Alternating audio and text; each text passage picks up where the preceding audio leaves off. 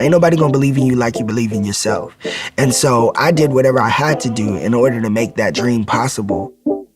My name is Jordan E. Cooper. I am a writer, actor, disruptor, and I am Black and unlimited.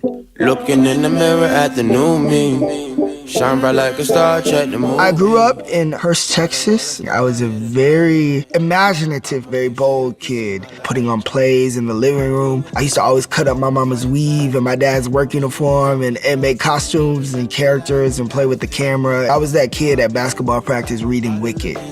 When I was 6, I would make stories about somebody taking a Hawaii vacation on their 25th wedding anniversary. I didn't know what I was talking about.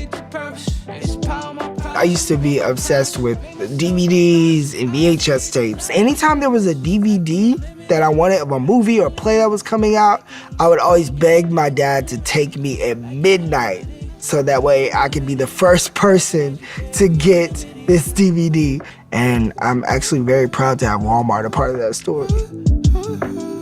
I came to New York ready to do my thing and not waiting for anybody to see what I was doing. I would workshop some shows and plays, and I would go to Times Square and hand out flyers to those shows, you know, because it's that grind in you, it's that hustle in you. No matter what you do, you have to have that hustle.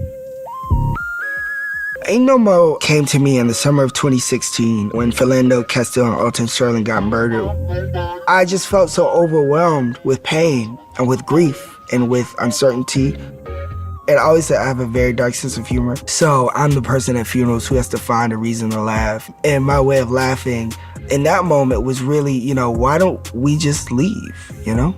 Why don't we just all get on a plane and go back to Africa and never come back? In that kind of adventure, that odyssey of a drag queen flight attendant gets all these millions of Black folks on this plane to Africa. And that's something that we explore in Ain't No Mo, of like, what if Blackness had to depend on queerness in order to get to freedom? And I wrote the Blackest, gayest character I have ever written in my life, and out came Peaches. To be the youngest Black American playwright in Broadway history, it's a badge of honor to represent my generation in this way. Ain't No Mo is not your typical Broadway Black. We have to say the thing that nobody wants to say. Otherwise, it's not gonna be said. I love to have hard conversations through comedy because I truly believe that that's how people, you know, accept it and comprehend or even entertain it, is by laughing. And I think there's a power in that. It's super important for me to create lanes that intersect my Blackness and my queerness in both identities because one, I am both and all, but also I don't see enough Black queer representation.